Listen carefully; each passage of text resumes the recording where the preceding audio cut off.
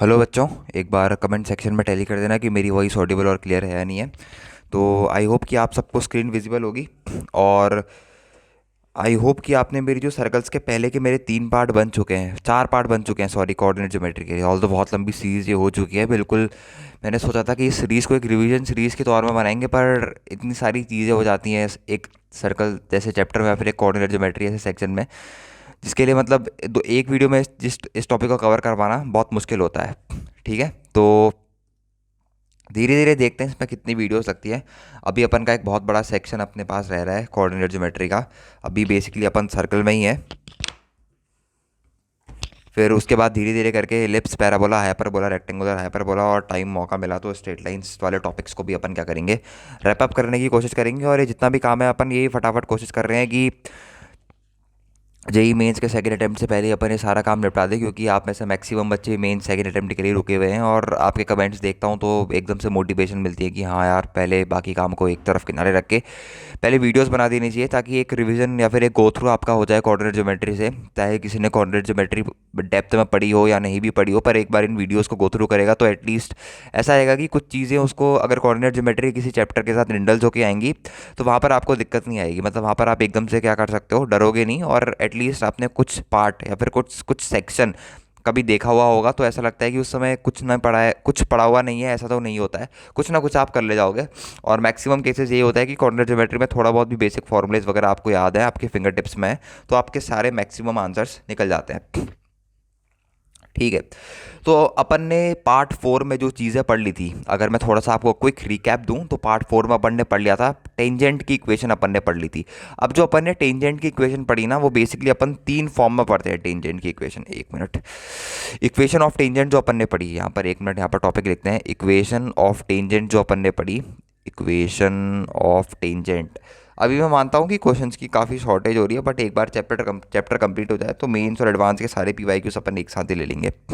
तो जो अपन ने इक्वेशन ऑफ टेंजेंट्स पढ़ी थी,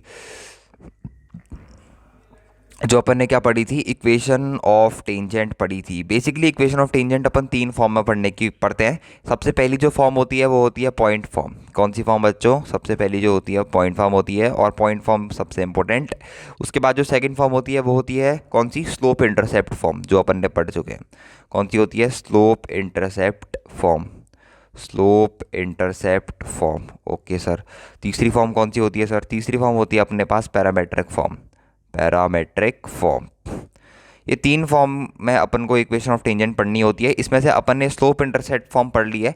अगर मैं थोड़ा सा आपको फॉर्मूला रिवाइज कराने की कोशिश करूँ स्लोप इंटरसेप्ट फॉर्म का, तो वो होता है Y equals to M X plus minus, क्या होता था यहाँ पर, कौन सी टर्म आती थी बच्चों? A under root of 1 + m², plus minus A under root of 1 + m²।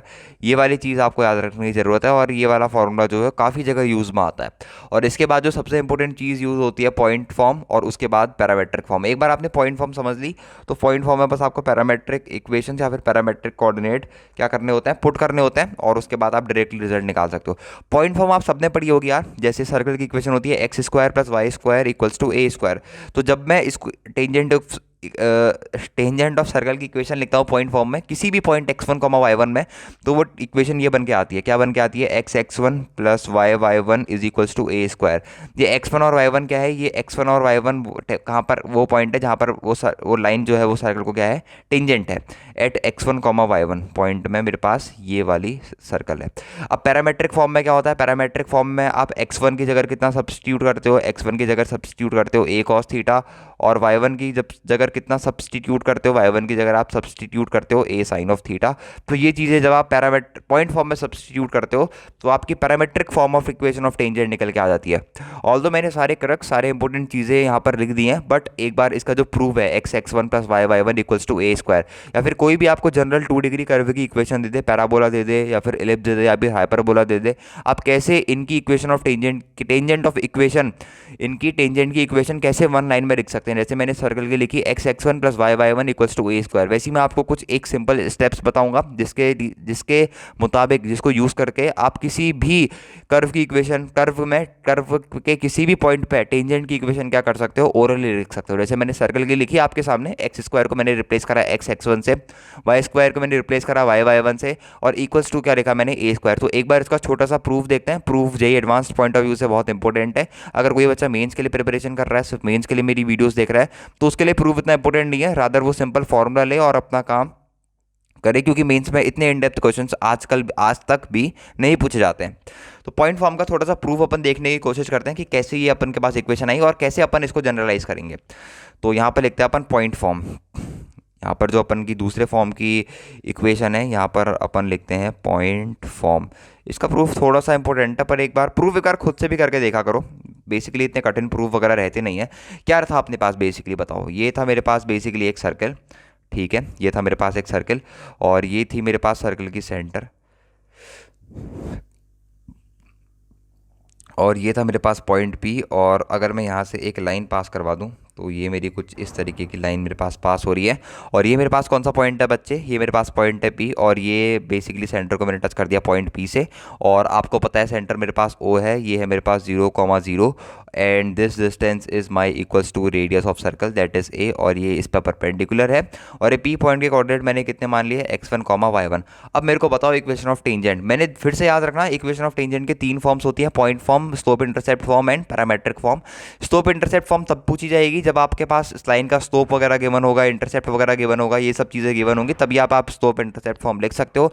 Simple अगर पूछ रहेगा ये पॉइंट है, इस पॉइंट पे इक्वेशन ऑफ टेंजेंट बताओ सर्कल की इक्वेशन गिवन है, तो वहां पर आप स्लोप इंटरसेप्ट फॉर्म नहीं लगा सकते, क्योंकि लाइन का सिर्फ पॉइंट गिवन है, लाइन का आपको स्लोप गिवन नहीं है। तभी अपन 3 फॉर्म पढ़ते हैं। तो इसमें आप सबसे पहले क्या कर सकते हो, अगर मैं आपसे पूछूं मेरे को ओपी लाइन जो है इसका स्लोप बताओ, अगर मैं आपसे पूछूं मेरे को बताओ slope of OP line, slope of OP line कितना होगा, बेसिकली ये होगा y1 माइनस 0 अपॉन ये हो जाएगा मेरे पास x1 माइनस 0। तो स्लोप ऑफ ओपी लाइन कितना आ गया बच्चे, मेरे पास स्लोप ऑफ ओपी लाइन निकल के आ गया y1 डिवाइडेड बाय x1। तो जो मेरे पास जो टेंजेंट है वो परपेंडिकुलर है किसके, perpendicular to the normal OP. अब यहाँ पर नॉर्मल का कंसेप्ट क्या है, नॉर्मल बेसिकली बस कुछ ऐसा मानो कि नॉर्मल जो है वो सर्कल के सेंटर से पास होती है, और जो लाइन होती है जो सर्कल को टच करके जा रही है उस पर क्या होती है, परपेंडिकुलर होती है।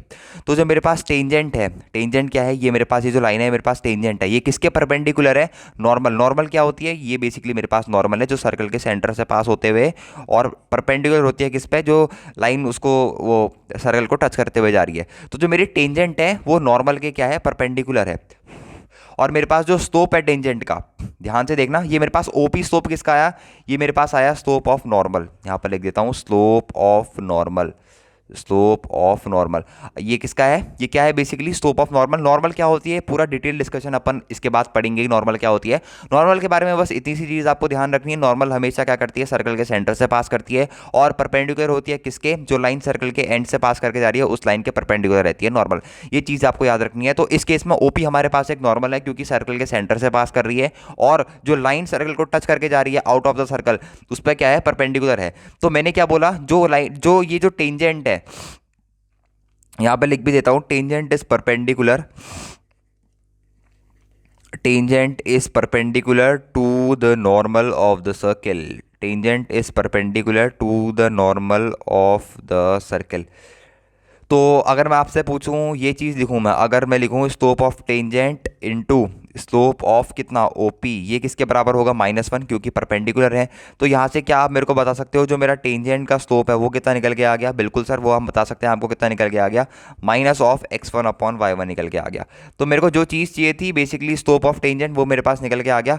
अब मैं क्या करूँगा, इक्वेशन ऑफ टेंजेंट लिख सकता हूँ डायरेक्टली, क्योंकि अगर एक लाइन के पॉइंट है, किस पॉइंट से लाइन पास हो रही है और उस लाइन का स्लोप है, तो मैं उस लाइन की इक्वेशन लिख सकता हूँ। तो मेरे पास इक्वेशन ऑफ टेंजेंट कितनी निकल के आ जाएगी, इक्वेशन ऑफ टेंजेंट यहाँ पर मेरे पास निकल के आ जाएगी, इक्वेशन ऑफ टेंजेंट मेरे पास बच्चे यहाँ पर निकल के आ जाएगी कितनी, वो होती है y minus y1 is equals to m times of x minus x1। ये मेरे पास निकल के आ जाएगी। यहाँ पर मैं लिखूंगा y minus y1 is equals to m है मेरे पास माइनस का x1 अपॉन y1 इंटू यहाँ पर आ जाएगा मेरे पास x माइनस का x1। तो अगर आप इसको फर्दर रिजॉल्व करोगे इसी चीज़ को, तो ये चीज़ आपके पास कितनी बन के आ जाएगी, ये चीज़ बन के आ जाएगी आपके पास y into Y one plus यहाँ पर आ जाएगा मेरे पास y1 का square is equals to minus यहाँ पर आ जाएगा x into X one plus यहाँ पर आ जाएगा x1 का स्क्वायर। इसको उधर ले जाओगे तो ये बन जाएगा मेरे पास x1 प्लस यहाँ पर आ जाएगा y1 इज इक्वल्स टू मेरे पास यहाँ पर आ जाएगा x1 का स्क्वायर प्लस यहाँ पर आ जाएगा y1 का स्क्वायर। अभी जो चीज़ लिखी है x1 का स्क्वायर प्लस y1 का स्क्वायर, ये क्या है बेसिकली आपके पास रेडियस ही है। अगर इस चीज़ की बात करूँ, इसको ये वाली इक्वेशन से देखो, X square plus Y square is equals to A square, तो यहाँ पर ये किसके बराबर है, ए स्क्वायर के। तो अगर मैं इसको ए स्क्वायर के बराबर लिखूंगा तो आपके पास डायरेक्टली पॉइंट कौन सा फॉर्म निकल के आ गया, पॉइंट फॉर्म निकल के आ गया। तो पॉइंट फॉर्म कितना निकल के आ गया, निकल के आ गया एक्स वन प्लस यहाँ पर आ गया Y one is equals to मेरे पास कितना निकल के आ गया, ए स्क्वायर के बराबर। तो ये क्या आ गया बच्चे मेरे पास, पॉइंट फॉर्म। ये क्या आ गया मेरे पास, पॉइंट फॉर्म। कौन सी फॉर्म निकल के आ गई, पॉइंट फॉर्म। ये तो ये तीनों फॉर्म्स, पॉइंट फॉर्म हो गया, स्लोप इंटरसेप्ट फॉर्म हो गया और पैरामेट्रिक फॉर्म हो गई। ये तीनों फॉर्म क्या होनी चाहिए, आपको बाय हार्ट याद होनी चाहिए। अगर इसका मैं आपको दूसरा मेथड बताऊं जो कि बेसिकली कैलकुलस पे बेस्ड है, उसके लिए आपको डेरिवेटिव वगैरह फाइंड आउट करना होता है। बाकी उसमें भी कुछ भी चीज़ नहीं कॉमन नहीं है, वहाँ पर आपको बस स्लोप अलग तरीके से निकालना फाइंड कर देता है। बेसिकली स्लोप क्या है, स्लोप आपके पास टेन थीटा है एंड टेन थीटा क्या होता है, rate of change of Y with respect to X that is D Y by D X. तो ये जो कर्व की इक्वेशन है X square plus Y square equals to A square, यहाँ पर से D Y by D X आपको निकालना होगा। किस पॉइंट पे निकालना होगा बच्चे, x1 कॉमा y1 पॉइंट में निकालना होगा। फिर उसको उसी सर्कल की लाइन की इक्वेशन में पुट कर दोगे। किस लाइन की इक्वेशन में, इस लाइन की इक्वेशन में। ये लाइन की इक्वेशन आपने पढ़ी होगी कि कोई भी स्ट्रेट लाइन अगर आपको ड्रॉ करनी है तो you need only two criteria. First is what, slope of that straight line and another is a point from which the straight line is passing through. तो ये चीज़ आई होप कि अब आपको क्लियर हो गई होगी। अब अपन बात करते हैं कि कोई भी सेकंड डिग्री की जनरल इक्वेशन, कर्व की इक्वेशन अगर आपको गिवन है तो आप वहाँ से इक्वेशन ऑफ टेंजेंट कैसे निकाल सकते हैं। कोई भी नॉर्मल, मैं कर्व यहाँ पर नॉर्मल कर्व की इक्वेशन यहाँ पर लिखता हूँ। यहाँ पर एक टॉपिक भी डाल लो, बेसिकली इसको, काफ़ी इंपॉर्टेंट टॉपिक है।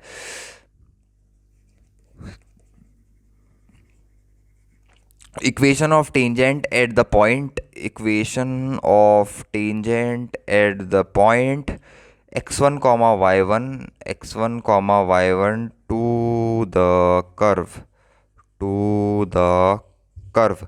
कर्व की जनरल इक्वेशन ले लेते हैं, A X square plus B Y square plus क्या होती है अपने पास, two H X Y plus two G X plus two F Y plus का C is equals to zero.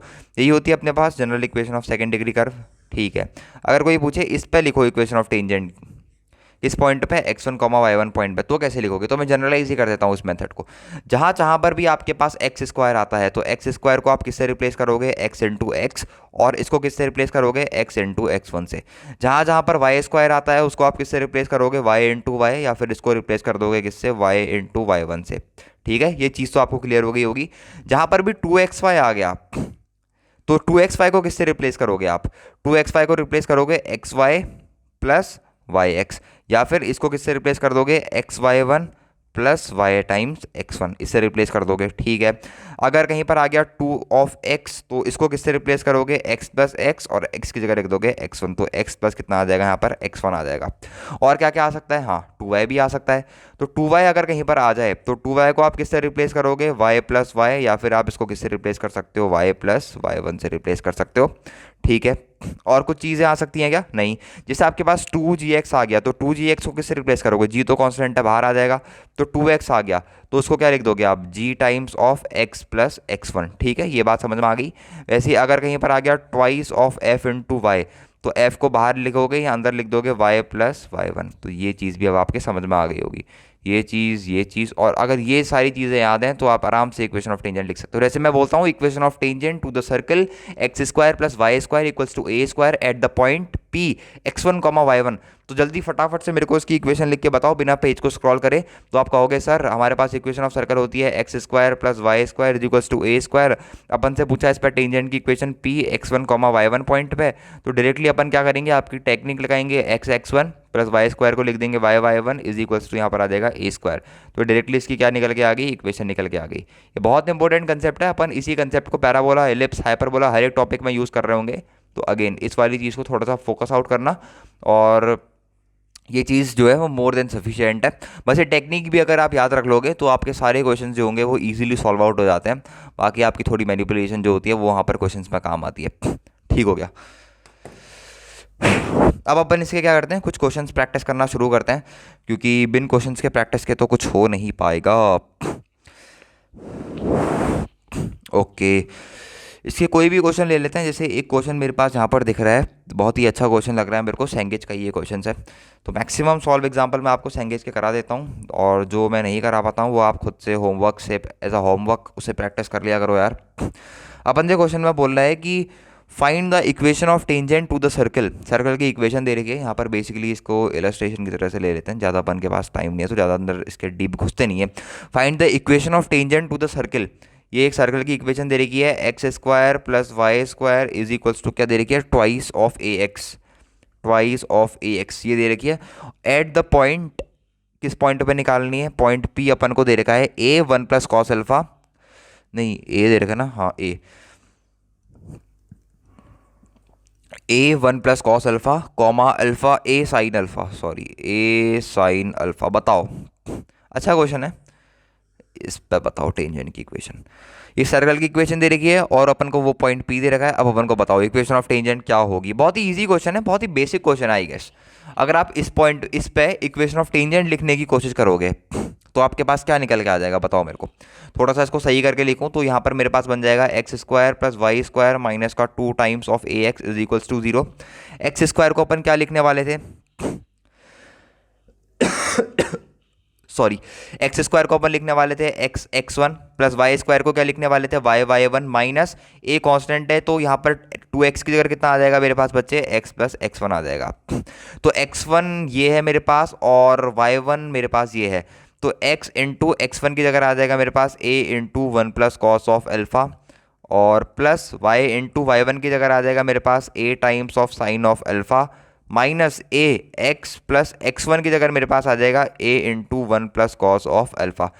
तो ये मेरे पास क्या आ गई, इक्वेशन ऑफ टेंजेंट निकल के आ गई। थोड़ा सा इसको सॉल्व करोगे तो सारी चीज़ें एकदम क्लियर आउट हो जाएंगी। जैसे यहाँ पर जो भी टर्म कैंसिल आउट हो रही है वो आपको दिख जाएगी। जैसे ए एक्स यहाँ से कैंसिल आउट हो रहा है, एक्स कॉस अल्फा है, वैसी जो भी चीज़ देख रहे हैं ना अपने हिसाब से, जो भी चीज़ कैंसिल आउट हो रही होंगी, कुछ चीज़ें कैंसिल आउट हो रही होंगी, कुछ चीज़ें कैंसिल आउट नहीं हो रही होंगी, तो देख लेना अपने हिसाब से। बाकी बेसिकली आपको बस मैं ये सिखाना चाह रहा हूँ कि कोई भी सर्कल की इक्वेशन आपको गिवन है तो क्या आप उस पर टेंजेंट की इक्वेशन लिख पा रहे हैं, नहीं लिख पा रहे हैं, किस फॉर्म में, पॉइंट फॉर्म में।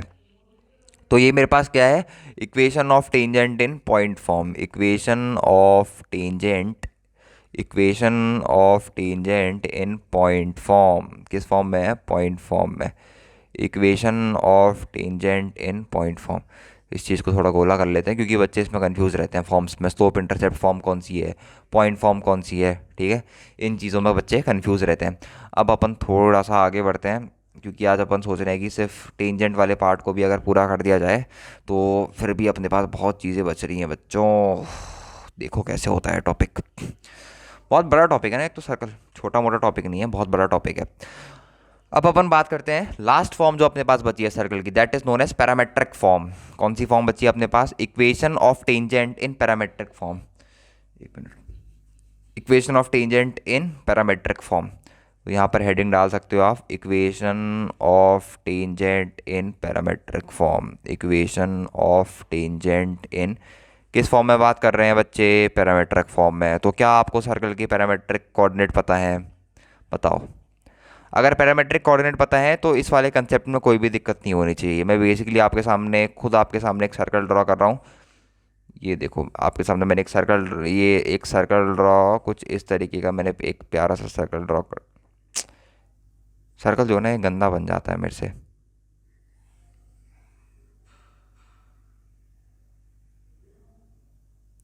ये मेरे पास सर्कल बन गया बेसिकली। मान लो ये वो पॉइंट है मेरे पास P, जिस पॉइंट पे मेरे को क्या बतानी है, ये मेरे पास P पॉइंट है और ये मेरे पास ये मेरे पास टेंजेंट है इस P पॉइंट पे, ठीक है। और ये P पॉइंट है जिसके कोऑर्डिनेट कितने हैं मेरे पास, x1 y1 are the coordinates of point P। और ये ओरिजिन से मेरे पास क्या जा रही है, एक स्ट्रेट लाइन इस पॉइंट P पे जा रही है। और इस लाइन की डिस्टेंस कितनी है मेरे पास, इस लाइन की डिस्टेंस है मेरे पास a, और ये एंगल कितना है मेरे पास theta, this angle is my theta. और इस सर्कल की जो मेरे पास इक्वेशन है, इस सर्कल की इक्वेशन है मेरे पास x square plus Y square is equals to A square ये मेरे पास क्या है, इस सर्कल की इक्वेशन है। ये मेरे पास इस सर्कल की इक्वेशन है बेसिकली। तो सबसे पहले तो पी पॉइंट के कोऑर्डिनेट बताओ। जो x1 कॉमा y1 होते हैं, पैरामेट्रिक कोऑर्डिनेट कितने होते हैं? वो होते हैं सर मेरे पास a cos of theta comma a sine of theta. ये सबको पता है। बस आपको क्या करना है, पहले तो उसमें नॉर्मल इक्वेशन ऑफ टेंजेंट लिख देनी है। बिल्कुल इजी कंसेप्ट है। इस पर नॉर्मल इक्वेशन ऑफ टेंजेंट कितनी होती है, x1 plus Y times y1 is equals to A square. अब x1 कॉमा y1 की जगह a cos थीटा और a साइन थीटा रख दो, तो मेरे पास बन जाएगा x into A cos of theta plus Y into A sine of theta is equals to, यहाँ पर बन जाएगा ए स्क्वायर। स्क्वायर ए और ए सब कैंसिल आउट हो जाएंगे, तो ये बन जाएगा basically x cos of theta plus यहाँ पर बन जाएगा मेरे पास y sine of theta is equals to a. तो ये मेरे पास क्या बन के आ गई, equation of tangent in parametric form बन के आ गई। ये बन के आ गई इक्वेशन ऑफ टेंजेंट इन किस फॉर्म में बन के आ गई, पैरामेट्रिक फॉर्म में बन के आ गई। तो जो आपका टेंजेंट का कंसेप्ट था बेसिकली वो आपका यहीं तक लाई करता है। तो यहाँ तक कि आपको सारी चीज़ें आनी चाहिए। अगर आपने इतनी चीज़ें सारी कर रखी हैं तो बेसिकली आपका जो टेंजेंट वाला पार्ट है वो आपका ओवरऑल कंप्लीट है। एक इसको मैं बोलता हूँ नंबर थर्ड फॉर्म, जो पैरामेट्रिक फॉर्म बोलता हूँ उसको मैं बोलता हूँ तीसरे नंबर की फॉर्म। इसके ऊपर की जो दो फॉर्म है, एक ये पॉइंट फॉर्म हो गई। ये पॉइंट फॉर्म की जनरल वाली चीज़ अगर आपने याद कर रखी है तो सारी चीज़ें आपको पता होंगी। ठीक है, ये क्या अपने पास इक्वेशन ऑफ टेंजेंट वाला, ये अगर ये वाला कंसेप्ट आपने याद कर रखा है, ये नंबर 2 फॉर्म जो आपने याद कर रखी है, तो आपको सारी चीज़ें पता होंगी। ठीक है, और ये स्टोप इंटरसेप्ट फॉर्म अपने पास नंबर 1 फॉर्म, पॉइंट फॉर्म अपने पास नंबर 2 फॉर्म, और ये पैरामेट्रिक फॉर्म अपने पास नंबर 3 फॉर्म हो गई। तो ये सारी फॉर्म्स हैं टेंजेंट ऑफ अ सर्कल की। अगर ये सारी फॉर्म्स आपको याद है तो that is more than sufficient. Mains में इससे ऊपर लेवल के क्वेश्चन आपसे नहीं पूछ जाते हैं, प्रीवियस ईयर क्वेश्चन उठा के देख लेना। इतना डेप्थ में भी नहीं पूछता है मेंस, पैरामेट्रिक में शायद ही कभी कभार चले जाता है, बाकी इससे नीचे ही रहता है। तो इसके बाद जो अपन टॉपिक डिस्कस करने वाले होंगे वो डिस्कस करेंगे हम नॉर्मल फॉर्म, नॉर्मल के सारे कंसेप्ट। आज की वीडियो में सिर्फ इतना ही रखते हैं, जिसमें अपन ने सिर्फ डिस्कस कर रखा है equation of tangent to the circle और उसकी 3 forms, point form, slope intercept form and parametric form. तो आज की वीडियो में इतना ही रखते हैं, मिलते हैं नेक्स्ट वीडियो में। Okay bye, thank you.